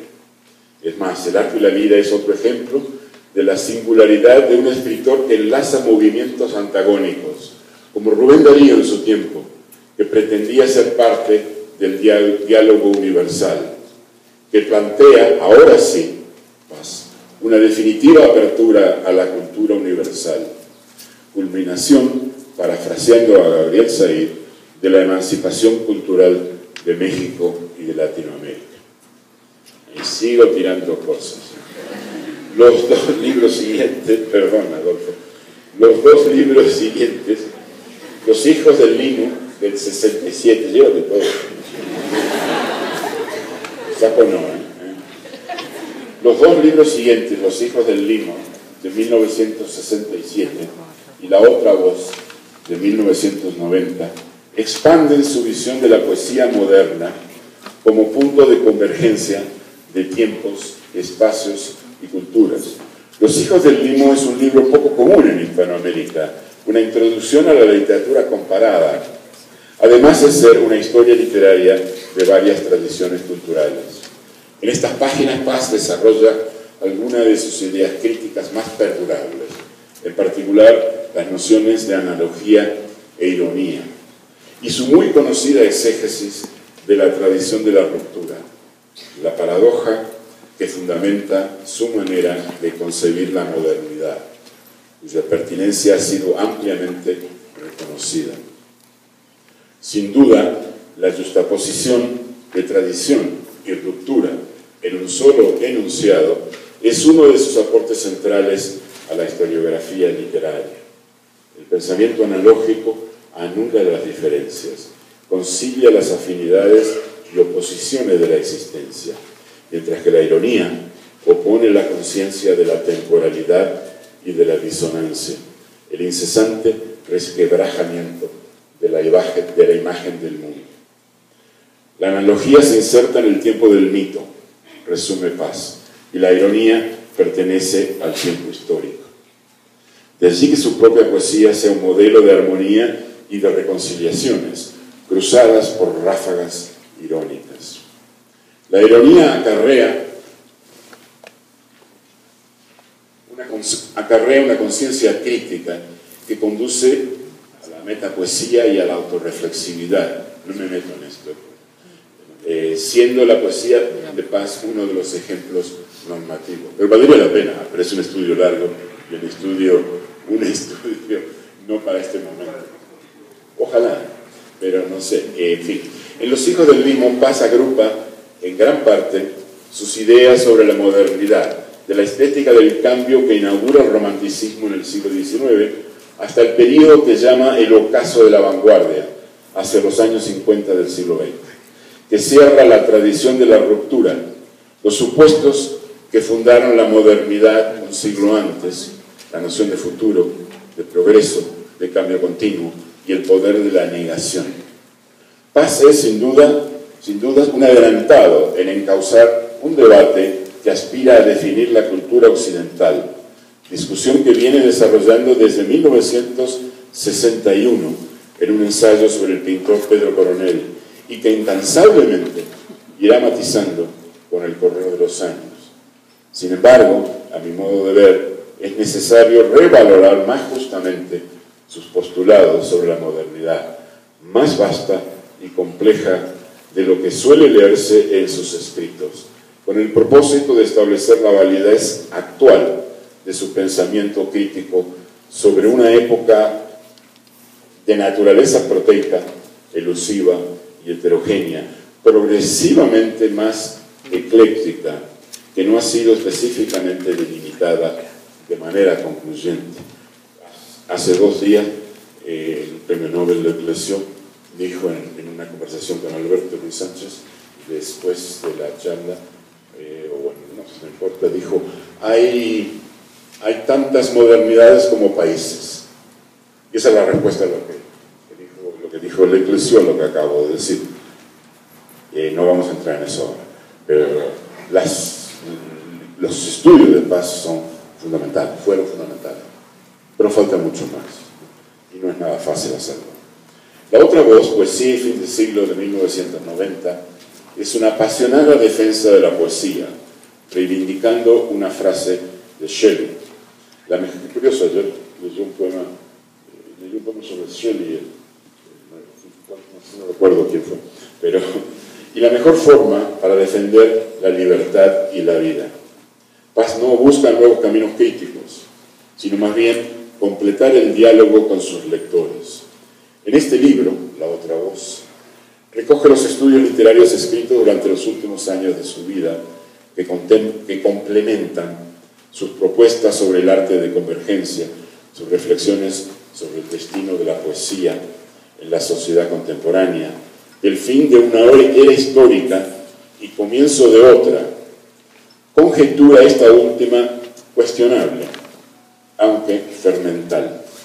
El libro incluye 2 ensayos seminales, ya termino, uno de ellos, Ruptura y Convergencia, acerca de la heterogeneidad de una modernidad cruzada por una continuidad de rupturas dentro de la sucesión de cambios estéticos. El otro, Contar y cantar, sobre el poema extenso, separado en este compendio, es la 4ª parte del libro, 3 libros fundamentales, ensayos separados, nuevamente, eso pasa aquí, separado de su contexto original, que fue La otra voz.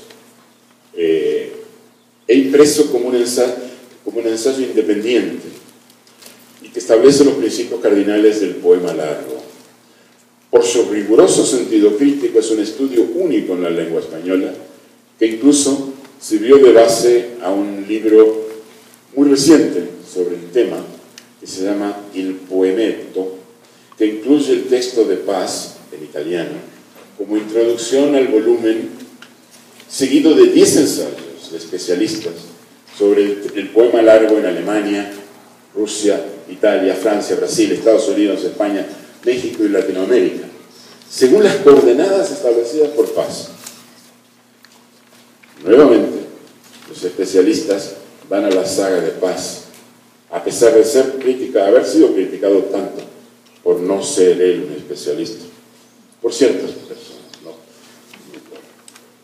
En fin, y termino, si me lo permites, un párrafo más. Uno solo. Porque no tengo más. Es evidente es evidente que nos falta perspectiva histórica para hacer un balance general de la obra de Octavio Paz, para valorar su contribución, en este caso, al estudio de la literatura. Toda propuesta crítica es provisional, nunca definitiva, concluyente. No obstante, si se releen los ensayos incluidos en la Casa de la Presencia, no es posible, a mi juicio, dejar de reconocer la relevancia de su reflexión sobre el lenguaje y la palabra como revelación, tanto como su análisis de los movimientos poéticos desde el romanticismo a la vanguardia y sus especulaciones sobre la modernidad. Si la mayor parte de la crítica literaria es devorada por el tiempo, la de Paz continúa impactando al lector, sin cesar de asombrarlo o irritarlo con sus razonamientos. En definitiva, la Casa de la Presencia mantiene plena actualidad para entrever la indefinible extrañeza de la creación poética. Gracias.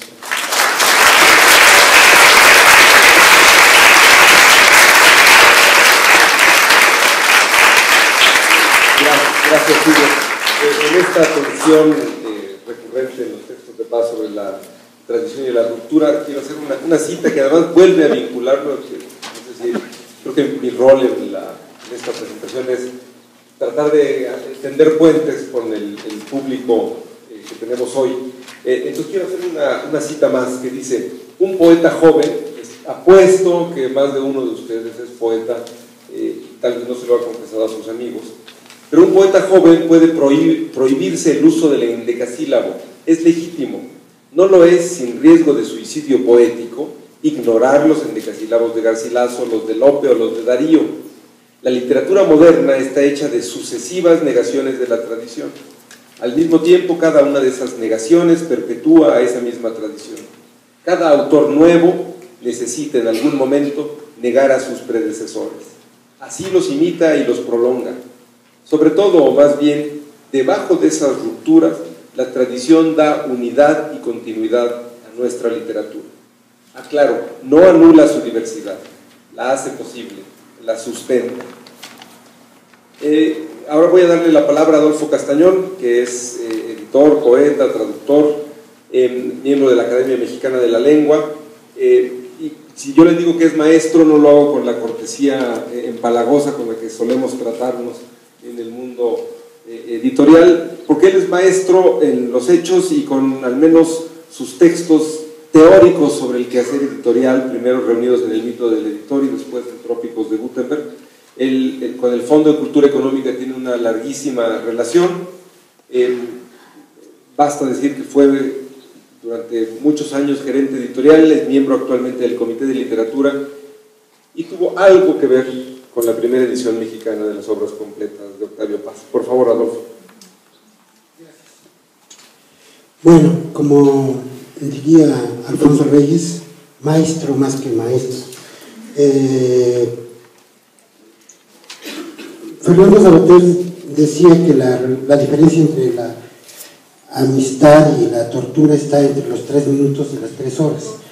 Y ya estamos cerca del segundo plazo. Voy a ver qué puedo hacer para saludar estos libros que forman parte del proyecto editorial del Fondo de Cultura Económica relacionado con Octavio Paz.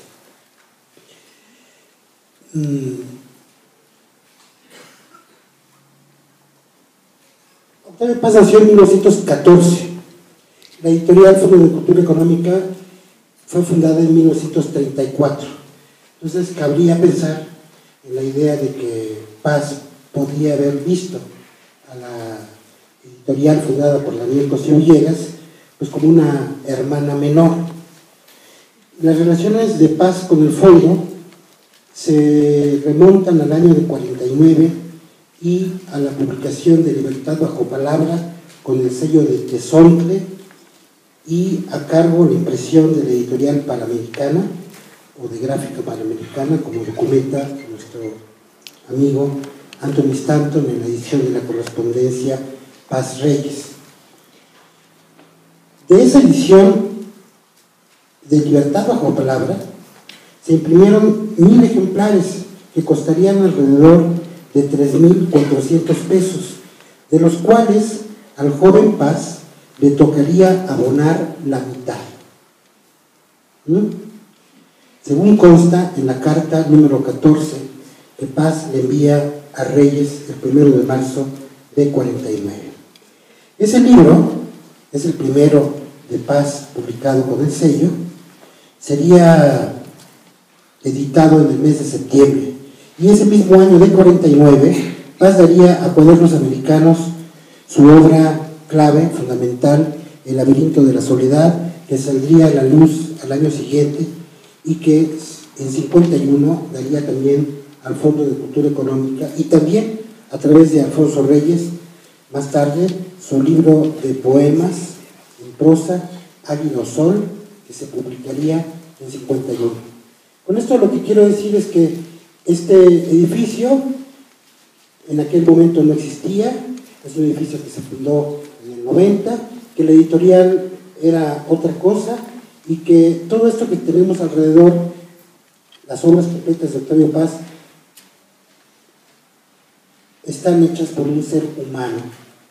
Ese mismo año, 59, data, según la carta fechada el 13 de mayo de 52 en Nueva Delhi, la redacción en Córcega, en la cuna de María José Paz, a quien tanto le deben estas ediciones, la primera edición del Arco y la Lira, cuya idea traía en mente Paz desde hacía muchos años, como consta por el ensayo Poesía de Soledad y Poesía de Comunión, pero que se publicaría hasta 56, gracias en buena medida siempre a los auspicios de Reyes y del Colegio de México. Reyes, que reconoció a Paz de inmediato, y el Colegio de México, de donde fue becario Paz desde el 1 de noviembre de 53 hasta el 7 de noviembre de 58. Paz publicaría con el sello del fondo, pero ya sin que fuera una edición de autor, Semillas para un himno en 54, Tierra de Sol en 57 y La estación violenta en 58. En 60, finalmente, Libertad bajo palabra, en la edición que incluye poemas de 35 a 57. A partir de ahí y hasta 75, fecha en que, para decirlo con Hugo, fecha en que se publica Pasado en Claro, ese poema Caminata, para decirlo con Hugo Verani, Paz buscará publicar con otros sellos, pero volverá a editar en 82 con el sello del fondo el libro Sor Juana Inés de la Cruz o Las trampas de la fe, del cual es materia interesante parte de la correspondencia con su amigo Martínez, y en el 85 y 87, 85 la firma del contrato, México, la obra de Octavio Paz, que será en cierto modo el prototipo, el canon, la semilla, el ensayo general de las obras completas que editarán Círculo de Lectores y Fondo de Cultura entre el 91 y 2004, en 15 volúmenes en edición de autor, es decir, que Paz estuvo celosamente detrás de estas ediciones, y que ahí hay algo muy interesante que decir, que a diferencia de las obras completas de Reyes que están enunciadas en términos cronológicos, Paz tuvo la audacia de plantear un planteamiento temático y agrupar su obra, sus escritos, en función de temas. Y esto le permitió una gran libertad con su propia escritura, pero también subrayar ciertos movimientos, ciertas inclinaciones. Por ejemplo, la de hacer un libro estrictamente, como el que ahora acaba de hablar Hugo Verani, sobre lo que sería la teoría o la teología del poema, que es la Casa de la Presencia, pero también le permitió, y esto lo sabe muy bien Alberto Ruiz Sánchez, está aquí presente, que es autor de uno de los libros, y también Julio, porque ese tema, también le permitió acercarse de una manera organizada, sistemática y casi diría yo acosante al tema del arte nacional y del arte universal, y por supuesto al tema de México, que es el eje de México en la obra de Octavio Paz.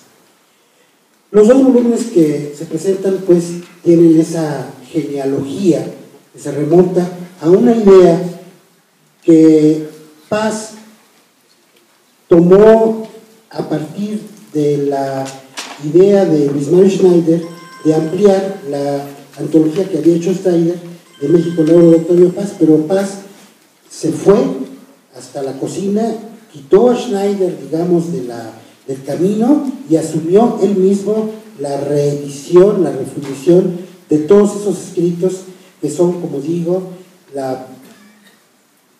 el eje de la obra completa. No me puedo detener aquí en la reseña de todos los libros. Ya dijo Rodrigo Martínez que el libro de Julio es una especie de par lui-même, de por sí mismo, como la de la colección de la editorial Xeil, de escritores de siempre, que de hecho también se publicó en México por Compañía General de Ediciones y por Ediapsa, traducido hasta el número 15, se tradujeron Proust de Stendhal, que tenían fotos. Lo único que podría uno sugerir a la editorial es que el día de mañana el libro de Julio, igual que el libro de Alberto, trajeran fotos. También, como dice Rodrigo, que la amistad verdadera se refleja en la expresión de la crítica, también sugeriría que trajeran índice de nombres ambos libros y eventualmente acotaciones de fechas para poder situar, por ejemplo, en el caso del libro de Julio, exactamente cuáles fueron las fechas en que Octavio Paz fue quemado, porque no fue quemado una vez, sino que fue quemado 2 veces. Una, creo, en el 87 y otra en el 89, si no me equivoco. 84 y 87. Bueno, esos son pequeños detalles.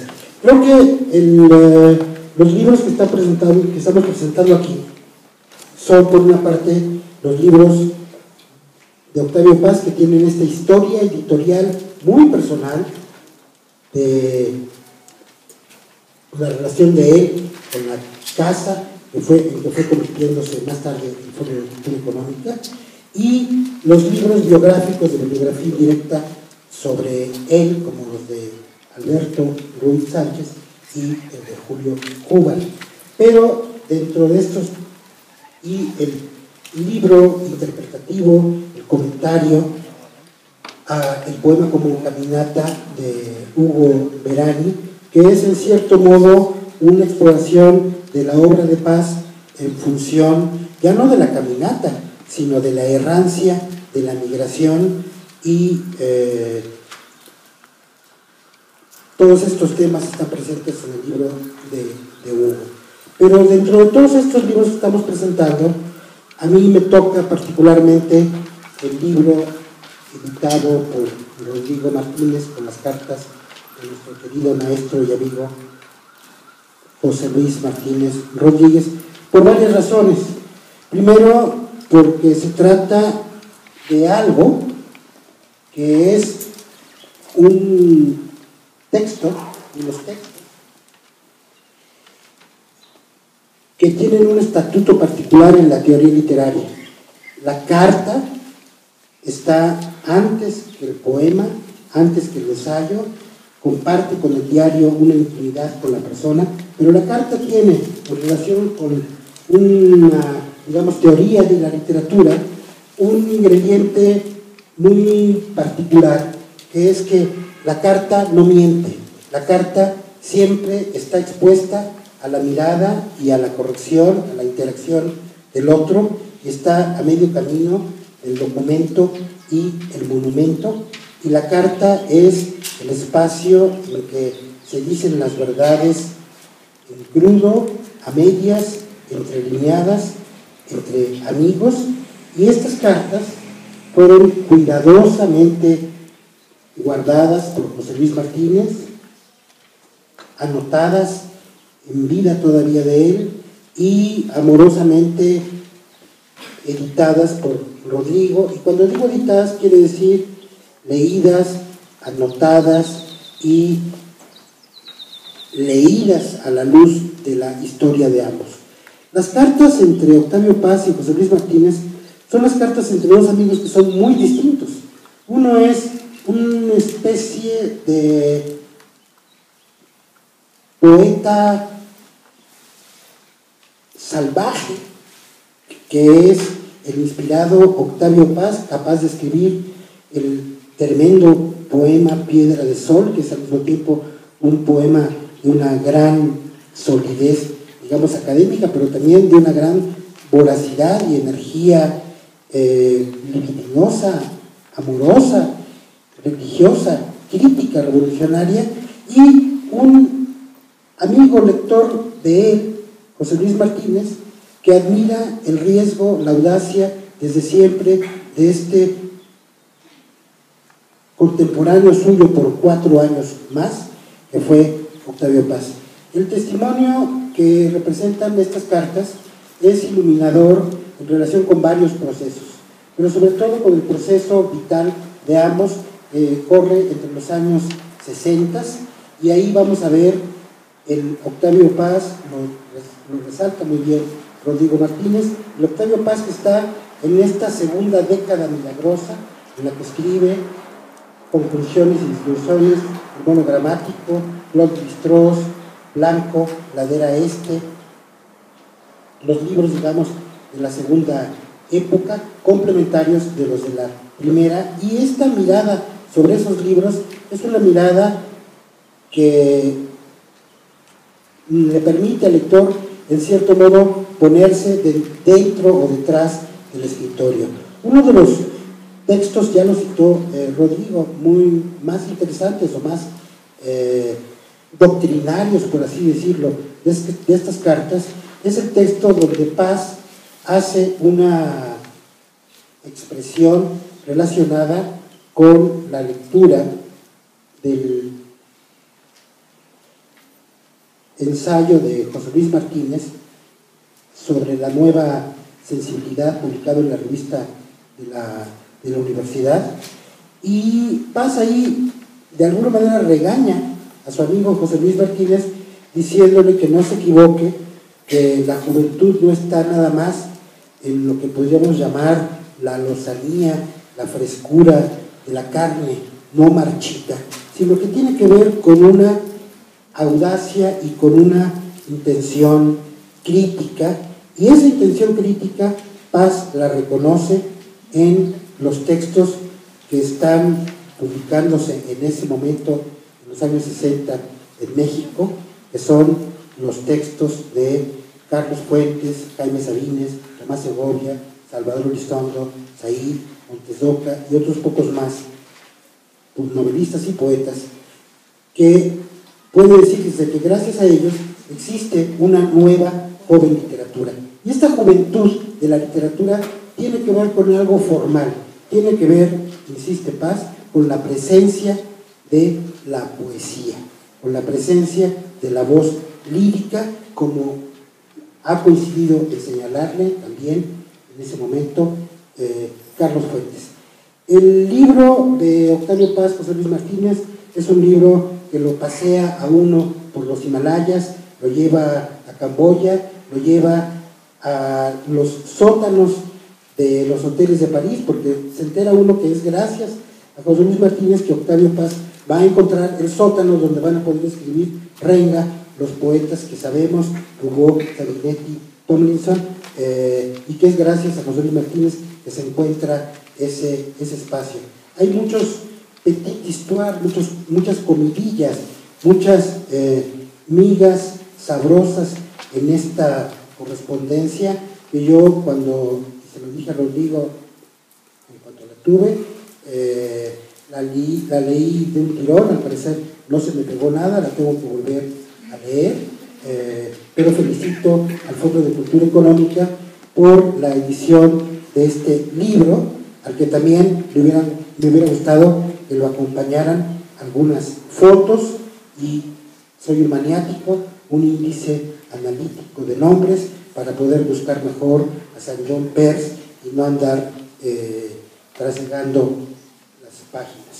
Y como no quiero que nos vayamos sin que nos estremezca la voz de Octavio Paz. Voy a leer un poema que ayer leí en la sesión de la librería, de la reinauguración de la librería, que es un poema que ustedes van a reconocer, que dice así: mataron a mis hermanos, a mis hijos, a mis tíos, a la orilla del lago de Texcoco me eché a llorar. Del peñón subían remolinos de salitre, me cogieron suavemente y me depositaron en el atrio de la catedral.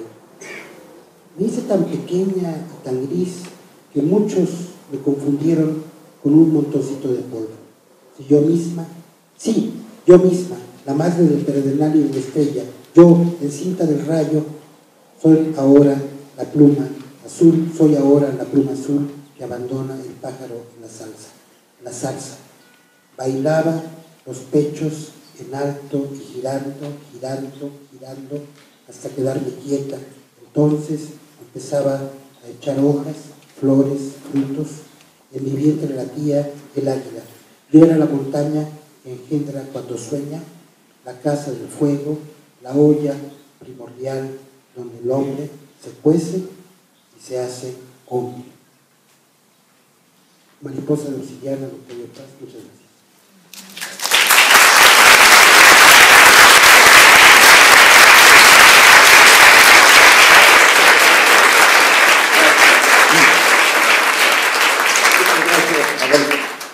Vamos a, prácticamente ya estamos concluyendo, y cuando invitamos a algunas de las escuelas a que nos acompañaran, sugerimos que prepararan alguna intervención, una opinión sobre Paz.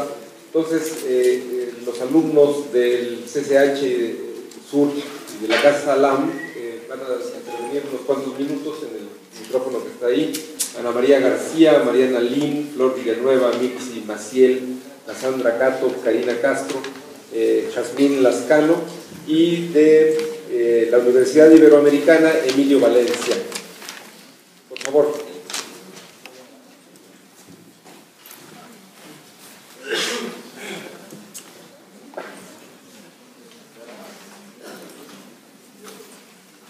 Buenas tardes, honorable presidium. Buenas tardes, maestro Carreño, director del Fondo de Cultura Económica. Buenas tardes, maestro Jaime Flores Duaste, director del CCH Sur. Y buenas tardes, profesora Ana Payán, nuestra maestra del CCH Sur y Casalán.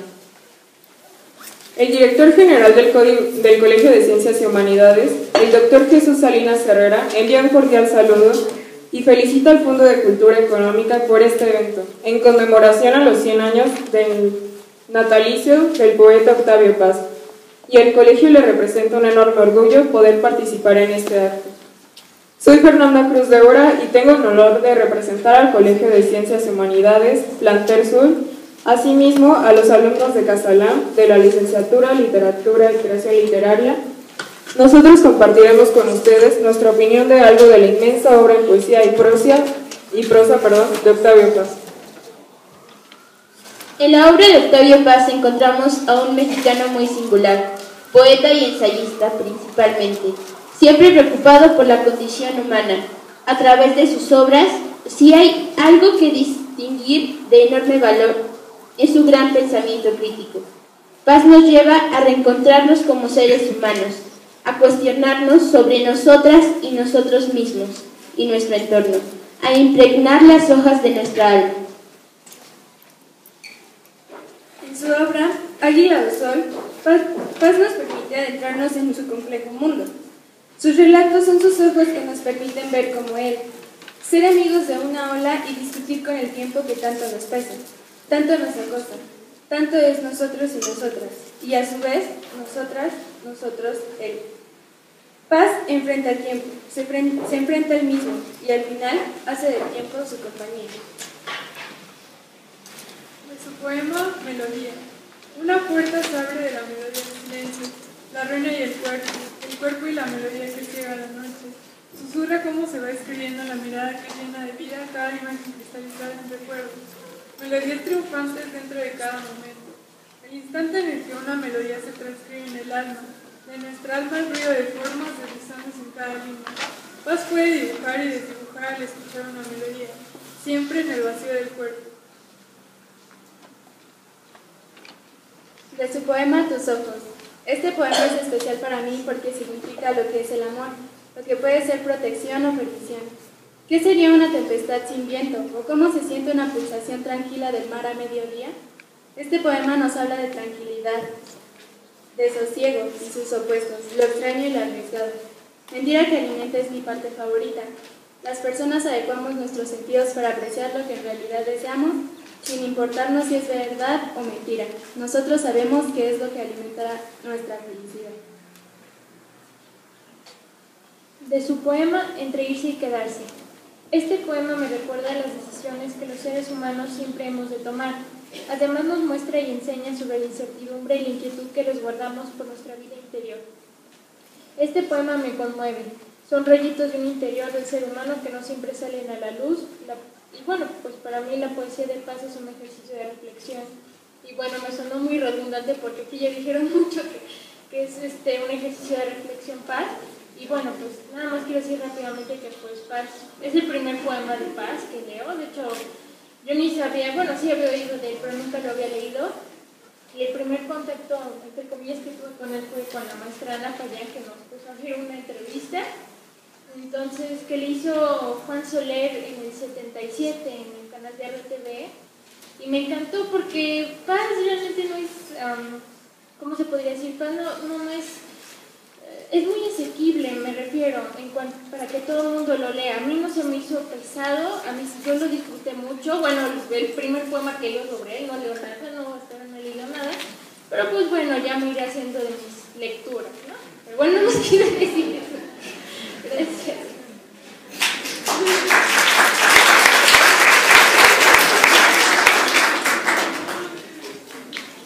Soledad y muerte son los ejes de Todos Santos, Día de Muertos, ensayo que forma parte del laberinto de la soledad, y en el que Octavio Paz se interna en la algarabía de las celebraciones mexicanas hasta llegar al alma del pueblo y descubrir sus heridas, su soledad y su apatía.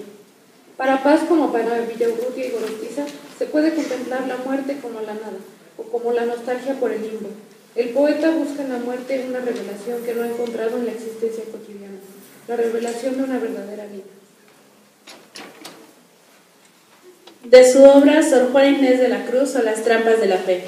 A nosotros como estudiantes nos enorgullece la sabiduría, valentía y virtud, tanto de Octavio Paz como de Juana de Asbaje. Nos conmueve el hecho de que compartiesen sus ideas con todo y cómo fueron atacados por ello. Gracias por invitarnos a compartir este memorioso homenaje a nuestro gran poeta Octavio Paz.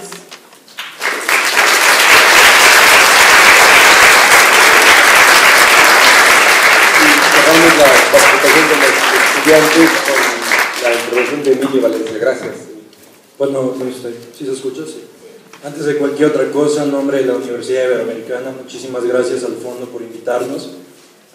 Espero ser muy breve, lo leeré un poco más rápido por cuestiones de tiempo, sé que es tedioso ya. Dicen: hay una cara del tiempo que se escapa a los numerales de un reloj digital, que se esconde entre el remanso de jardines que se tragó una ciudad gris y que solo aparece cuando se deja escapar, la del instante. En el flujo continuo del tiempo que sumerge dentro de sí a la vida humana y sus cosas, la realidad del instante parece imposible, irreal, inacible. Pero incluso con tal naturaleza, el punto que nos acerca al misterio de la presencia instantánea es una de las manifestaciones más luminosas y humanas que existen, la de la poesía. Canta en piedra el sol Octavio Paz. Busco sin encontrar, escribo a solas. No hay nadie, cae el día, cae el año, caigo en un instante, caigo a fondo. Esa caída hacia el momento originario del instante levanta su catedral en la poesía de Paz. Ahí está lo momentáneo y la poesía, enraizados en su naturaleza lingüística, comulgando con lo luminoso de las cosas y las sombras de las palabras. Hoy, en el centenario del nacimiento de Octavio Paz, es necesario para el hombre volver a caer, volver los ojos hacia la espiral del principio en tiempos en que la vista siempre está puesta al frente, poner el pasado en claro para revelar de nuevo el peso del presente, de su instante. El llamado de Paz hacia el 2014 no es otra cosa que poner el pasado y el presente en convergencia, hurgar en lo pasado tratando de encontrar las condiciones originales que dan sentido a ciertas realidades y reconocer en el presente la posibilidad de actuar y de vivir. Lo que se revela en la persona de Octavio Paz es la identidad de un verdadero poeta, aquel que salta del mundo topográfico hacia el universo de la posibilidad. Dentro de estas posibilidades, Paz cosechó las más nobles: el ensayo, la poesía, la crítica. Pero más que eso, la noción de que el mundo no es ajeno a ninguna forma artística y que el hombre no es ajeno al mundo. Dentro de los fenómenos que suceden en esta tierra, trascendentes o cotidianos, se escribe una historia mucho más profunda, que no habla en voz alta, sino que susurra a aquel que se atreve a integrarse con su misterio. Paz no solo decidió adentrarse en esas sombras, sino que las transformó en palabras y las entregó para que fueran escuchadas. En otro de sus poemas, Fuentes, se lee: es el doble de sí mismo, el joven, que cada 100 años vuelve a decir unas palabras, siempre las mismas. La columna transparente que un instante se oscurece y otro centellea según avanza la veloz escritura del destino. Doble de sí, doble nuestro. Hoy volvemos a leer esas mismas palabras que se antojan proféticas 100 años después de que el mundo viera a Octavio Paz, con la diferencia que la veloz escritura del destino ha mostrado su respeto ante las letras que Paz dejó atrás, quitándoles la velocidad y cimentándolas en un momento reservado para unos pocos, el de lo eterno. 100 años al final no son nada cuando ante la faz del tiempo se interpone el poder de una palabra. La cadencia de todos los ritmos no es un latido ajeno al de este instante. Octavio Paz, desde la costa en la que ahora canta, que nunca es ayer y siempre es hoy, sigue persiguiendo esa palabra y esos ritmos, y el eco de sus pasos resuena hasta este auditorio desde el cual hablamos a su memoria. Muchas gracias.